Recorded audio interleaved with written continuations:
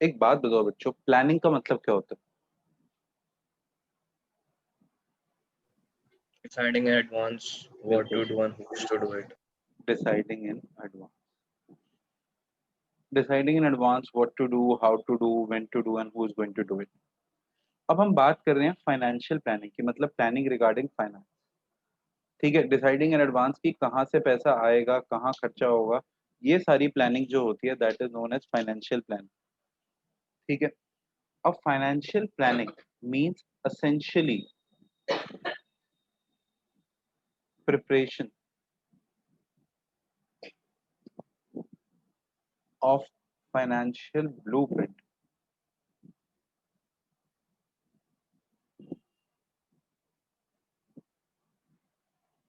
of an organization's future operation। मतलब organisation में कहाँ से पैसा आएगा, कहाँ पे खर्चा होगा, इसका जो हम एक ब्लूप्रिंट बनाते हैं उसे हम कहते हैं फाइनेंशियल प्लानिंग। जब मैं फाइनेंशियल प्लानिंग की बात करता हूँ ना, तो फाइनेंशियल प्लानिंग के सबसे बड़े एग्जाम्पल जो है ना, वो हमारे घर में पाया जाता है, दैट इज हमारी माता जी। उनसे अच्छी फाइनेंशियल प्लानिंग कोई नहीं कर सकता। ठीक है, शी नोज एवरीथिंग कि कौन सी डेट पे कौन सा बिल पे होना है, कब कौन सी फी पे होनी है, कब हमारे घर में ग्रोसरी आनी है, कहाँ से ग्रोसरी सही रेट में आनी है। She knows everything in advance. पापा से कितने पैसे मिलेंगे, मतलब वैसे तुम्हें भी आती हैं चीजें, तो जैसे अगर मम्मी को पापा से 10,000 लेने हैं, तो मम्मी पापा से मांगेगी 16,000, कि बार्गेनिंग होके 12 तो मिल ही जाएंगे, 2,000 किट्टी के लिए साइड हो जाएंगे, बाकी 10,000 यूज हो जाएंगे। So that is financial plan. ठीक है, अब फाइनेंशियल प्लानिंग करते हैं ना, तो एक बहुत ही कॉमन टर्म है जो फाइनेंशियल प्लानिंग में यूज करी जाती है, that it is having two objective. इन टू ऑब्जेक्टिव्स को कहते हैं twin objectives of financial plan. ये कई बारी पेपर में पूछा जाता है। ठीक है, that is twin objective of financial plan.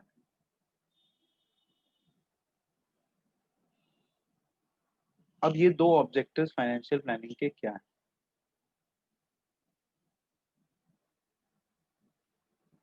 ध्यान से देखें। पहला, to ensure availability of fund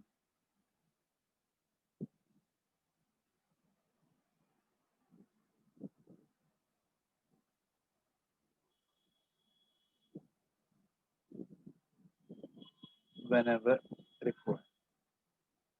मतलब जब हमें पैसे चाहिए हों, तो तब हमारे पास पैसे होने चाहिए। To ensure availability of fund whenever required, कि जब हमें पैसों की जरूरत है तो क्या उस टाइम पे फंड्स अवेलेबल हैं या नहीं। तो ये चीज करने के लिए हमें कुछ क्वेश्चन अपने आप से पूछना होगा कि हमें कितने फंड चाहिए, हाउ मच, किस सोर्स से आएंगे, और किस टाइम पे चाहिए। ठीक है, जैसे अगर आपने सोचा कि आपको एप्पल का फोन लेना है, ठीक है, तो आपको एप्पल का फोन 6 महीने बाद लेना है, आपने कहा 1.5 लाख का आएगा, तो आपने कहा 60-70 हजार रुपये मैं सेव कर लूंगा, बाकी पापा से लूंगा। तो पहले तो हाउ मच, फिर कहाँ से आएंगे और किस टाइम तक चाहिए। या आप किसी ट्रिप पे जा रहे हो तो आप उसके लिए प्लानिंग करते हो, जैसे या तो कोई घर वर खरीद रहे हो, तो आपको प्लानिंग करनी पड़ती है कि अच्छा कितना पैसा चाहिए होगा, कब चाहिए होगा, कितना वाइट चाहिए होगा, कितना ब्लैक चाहिए होगा। तो ये सब चीजें फाइनेंशियल प्लानिंग के अंदर आती है। दूसरी चीज, to see that firm do not raises funds unnecessary। ठीक है, हमारी एनसीईआरटी की किताब में लिखा है excess funding is as bad as inadequate funding. But हमने फाइनेंस में क्या पढ़ा है, shortage of fund is a trouble, but excess of fund is a blunder. क्योंकि पैसे की ना कॉस्ट होती है, पड़ा पड़ा पैसा बेकार हो जाता है। चलो मैं इसका एक एग्जांपल देता हूँ। जैसे अगर आपके पास एक बिजनेस अपॉर्चुनिटी है कि आप उसमें 1 करोड़ रुपए इन्वेस्ट करो, आपको 10% रिटर्न आए।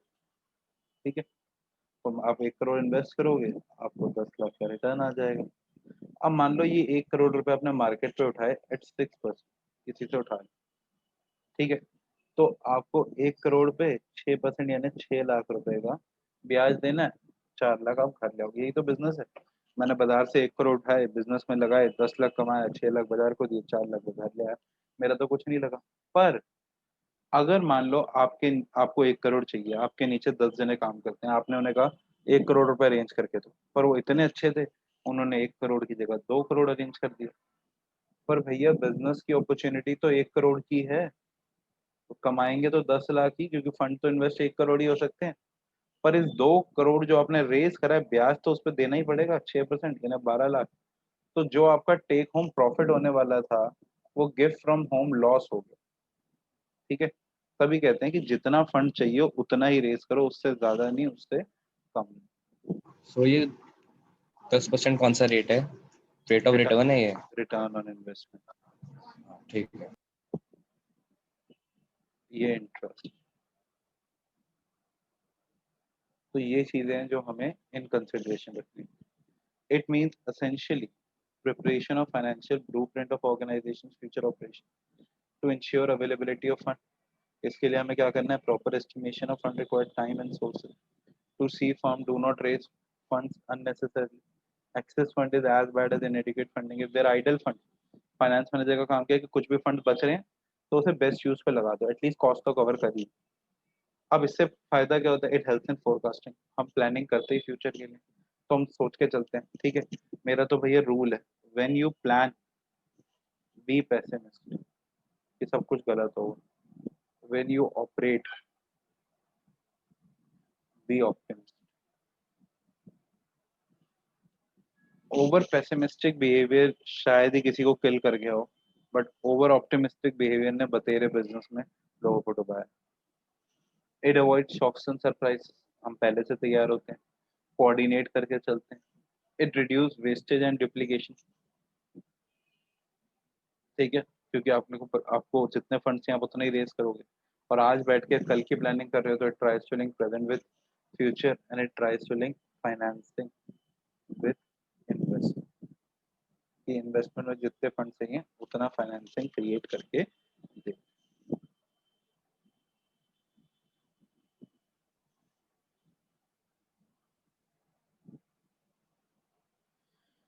Please copy. So the next topic that we are going to do is financial leverage। और फाइनेंशियल लीवरेज क्या होती है कि जो हमारा कैपिटल स्ट्रक्चर होता है, कैपिटल स्ट्रक्चर एक स्ट्रक्चर होता है जो शो करता है कि हमने फंड्स कहाँ कहाँ से रेज करें। अगर उसमें हम डेट कंपोनेंट को बढ़ाएं, कैपिटल स्ट्रक्चर में दो चीजें होती हैं, एक होता है इक्विटी, एक होता है डेट, ओनर शेयर और बोरोड फंड। तो बोरोड फंड को जब हम बढ़ाते हैं तो हमारे अर्निंग पर शेयर में क्या चेंज आता है। ठीक है, तो इसके लिए सबसे पहले हम क्या बनाएंगे? कैपिटल स्ट्रक्चर बनाएंगे। बच्चों बिल्कुल ध्यान से समझना, कैपिटल स्ट्रक्चर। अब कैपिटल स्ट्रक्चर में मैंने ले लिया equity share capital. Equity share capital borrowed fund है कि ओनर्स फंड है? Owner's fund. ओनर्स। ठीक है, और हमने ले लिया 10% डिवेंचर। डिवेंचर क्या है? Borrowed fund. बिल्कुल।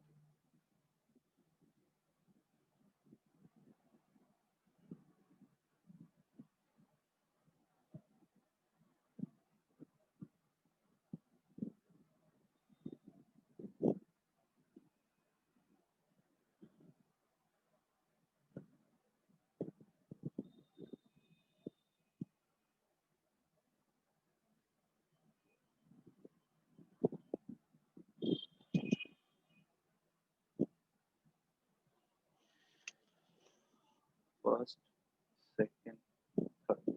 अब 3 टाइप के कैपिटल स्ट्रक्चर हम बनाएंगे। पहला है जिसमें हम 50 लाख इक्विटी शेयर कैपिटल से ला रहे हैं। दूसरा है जिसमें हम 25 लाख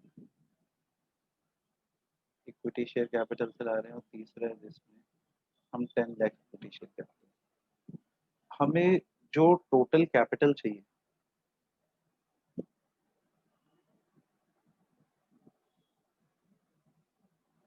वो 50 लाख चाहिए तीनों ही केसेस।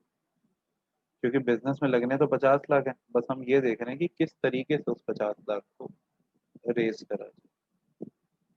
ठीक है,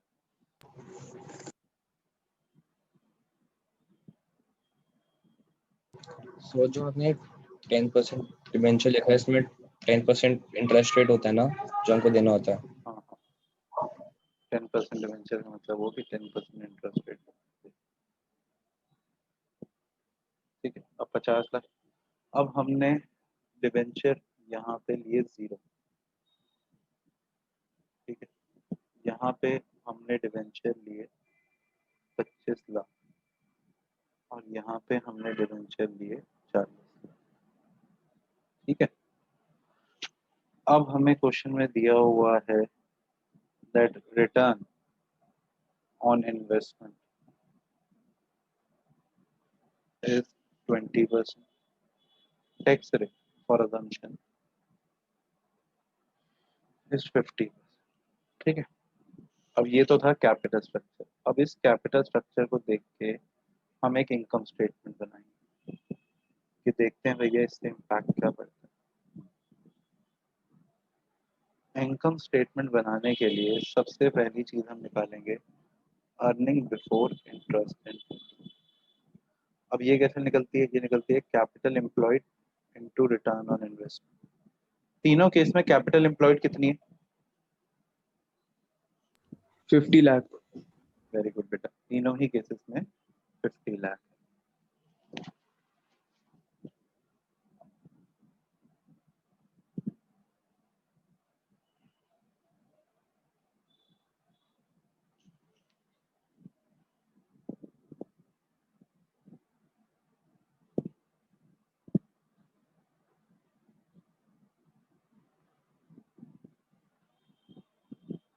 तो और रिटर्न ऑन इन्वेस्टमेंट कितने परसेंट है? 20। 50 लाख का 20% आजकल क्या हो रहा है बेटा? 10 लाख। 10 लाख। तीनों ही केसेस में 10 लाख होगा क्योंकि कैपिटल एम्प्लॉयड तीनों ही केसेस में सेम। कई बच्चे ना गलती कर देते हैं, इक्विटी से कर देते हैं। अच्छा एक चीज और, 50 लाख की कैपिटल है और एक शेयर 100 रुपए का है, तो यहाँ पे कितने शेयर हुए? 5 लाख। 50,000। 50,000 सर। यहाँ पे 25,000 और यहाँ पे 10,000। ठीक है, सर ये रेट हमेशा गिवन होगा ना हमको? आप अज्यूम कर सकते हो कुछ भी। ठीक है, अच्छा अब इंटरेस्ट, अब क्या आ जाता है? ईबीआईटी में से ईबीआईटी में से इंटरेस्ट माइनस करेंगे तो अर्निंग बिफोर टैक्स आएगा, फिर उसमें से टैक्स माइनस करेंगे तो अर्निंग आफ्टर टैक्स आएगा, फिर वो शेयर होल्डर्स को बांटा जाएगा तो हम लिखेंगे डिवाइड करेंगे नंबर ऑफ शेयर से तो अर्निंग पर शेयर। अब पहले केस में कितना इंटरेस्ट जाएगा बताओ जरा?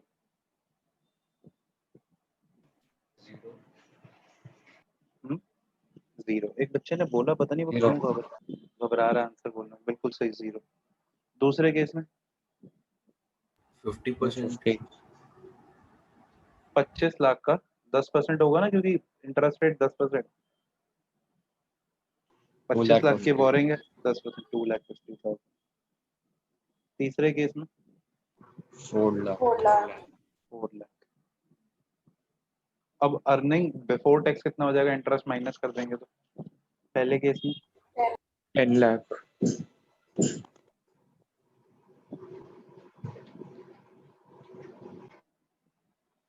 पहले केस में 10। दूसरे केस में 750. 7 लाख 50,000। तीसरे केस में 6 लाख।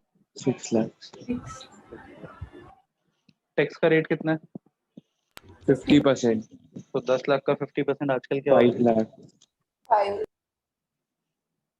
7,50,000 का 50% 325। 370. 375. 375 हो रहा है हमारे हिसाब से करना। 3 लाख।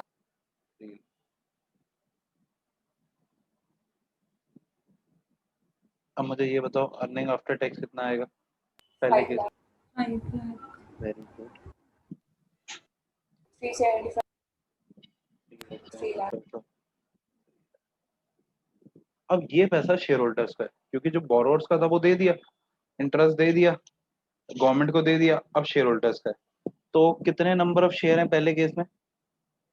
5000। 50,000 कर लें, अगर आप लोगों को कोई एतराज ना हो तो। 10 रुपीज लिया मतलब फॉर यहाँ पे। यहाँ पे है ना कितने शेयर हैं बेटा, ये तो पैसा है ओके उनका, ये तो शेयर होल्डर्स ओके की ओके। कमाई है। अब 5 लाख रुपए है 50,000 शेयर होल्डर का, तो एक शेयर होल्डर को कितना मिलेगा? 5 लाख रुपए 50,000 शेयर के लिए, तो एक शेयर ने कितना कमाया? 10। Earning after tax divided by number of share, 10 rupees. यहाँ कितना कमाया?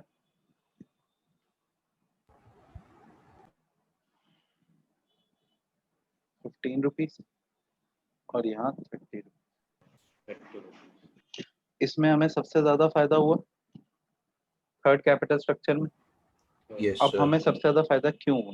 क्योंकि हमारा, हमें बेनिफिट होने का रीजन क्या था? बेनिफिट होने का जो सबसे बड़ा रीजन था कि हमारा जो रिटर्न है ऑन इन्वेस्टमेंट वो ज्यादा है किससे?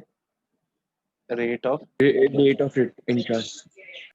अब यहाँ क्या हो रहा है, जैसे सोच लो मेरा बिजनेस, तो मैंने यहाँ किसी से 40 लाख बोरो करे, ठीक है, उसको मैं दे रहा हूँ 10% पे, और अपने बिजनेस में लगा रहा हूँ तो 20% मिल रहा है। मैंने 40 लाख अपने बिजनेस में लगाए, उससे मुझे 20% रिटर्न आया ना, 8 लाख, उसको मैं इंटरेस्ट दे रहा हूँ 4 लाख, तो बाकी 4 लाख मुझे बच गया ना, तो मुझे फायदा हो गया। ठीक है, तो रिटर्न ऑन इन्वेस्टमेंट अगर रेट ऑफ इंटरेस्ट से ज्यादा होगा तो हमें क्या मिलेगा? Benefit of financial leverage. चलो आप लोग इसे कॉपी करो।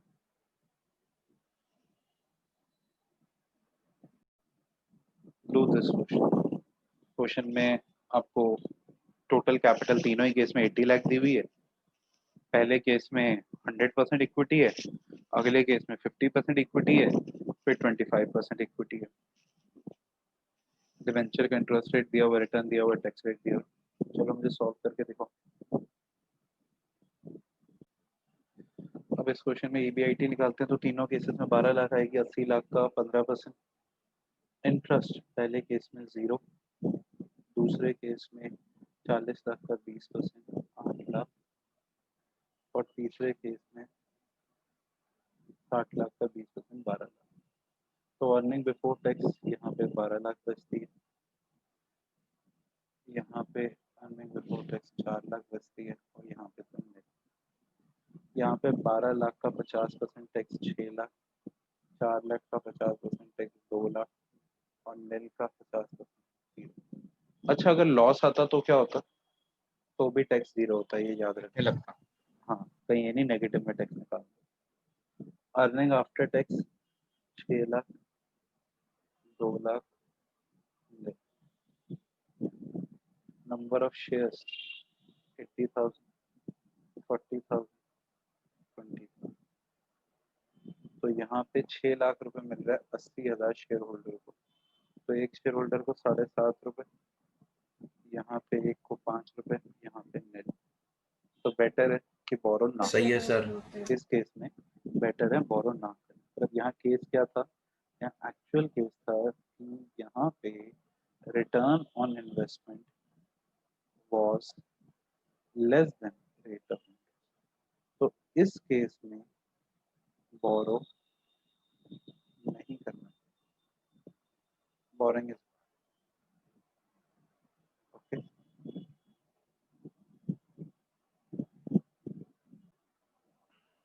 एकदम नया क्वेश्चन बनाया, कोई पुराने क्वेश्चन से लिंकिंग नहीं है। In Shivan Malhotra private limited 80 lakh is deposited, ठीक है, used as a capital, and he's earning current EBIT of rupees 20 lakh. Now he's willing to expand his business, so he further requires 60 lakh. Now he's having two options: first, equity share capital; second, 20%. Explain with numerical which option will be the. Now you're not having any kind of framework. अब आपको अपना दिमाग लगाना है, इसमें आपको अपना template तैयार करनी है, अपना फ्रेमवर्क बनाना है और इस क्वेश्चन को सॉल्व करना है। Let me see how you use your brain. Let's start. Let's get started. Now let's see how this question will be done. सबसे पहले हम क्या करेंगे? We will make capital structure in both options. ठीक है, तो कैपिटल स्ट्रक्चर ऑफ ऑप्शन 1, उसमें क्या हो जाएगा कि पूरा इक्विटी शेयर कैपिटल है, तो total equity share capital will become here, अभी कितनी थी? 81 करोड़ 40 लाख। ठीक है, 1 करोड़ 40 लाख, और नंबर ऑफ शेयर्स जो हैं वो 1,40,000 हो जाएगा। ठीक है, और 20% डिबेंचर इस केस में 0 है। Total capital again 1 crore 40 lakh.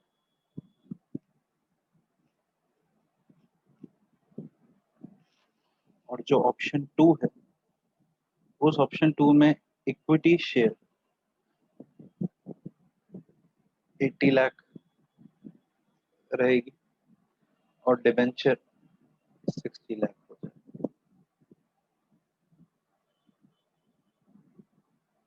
Sir ऐसा क्यों हुआ? ऐसा क्यों हुआ?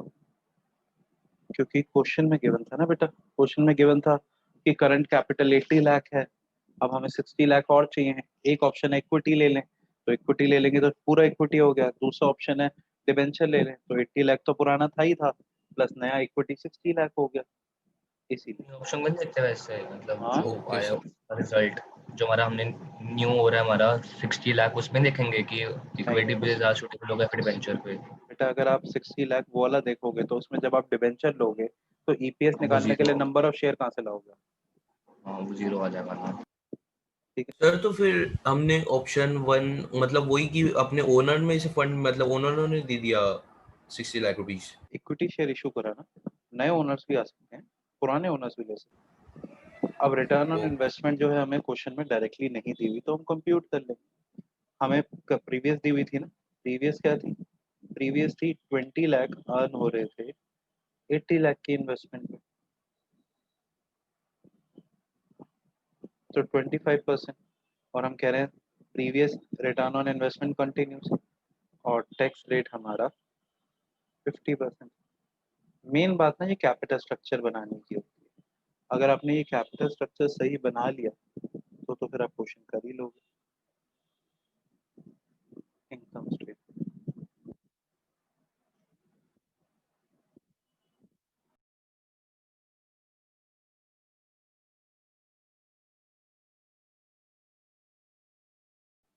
ईबीआईटी, ईबीआईटी में से इंटरेस्ट माइनस होता है तो earning before tax, earning before tax में से टैक्स माइनस होता है तो अर्निंग आफ्टर टैक्स, और उसे नंबर ऑफ शेयर्स पे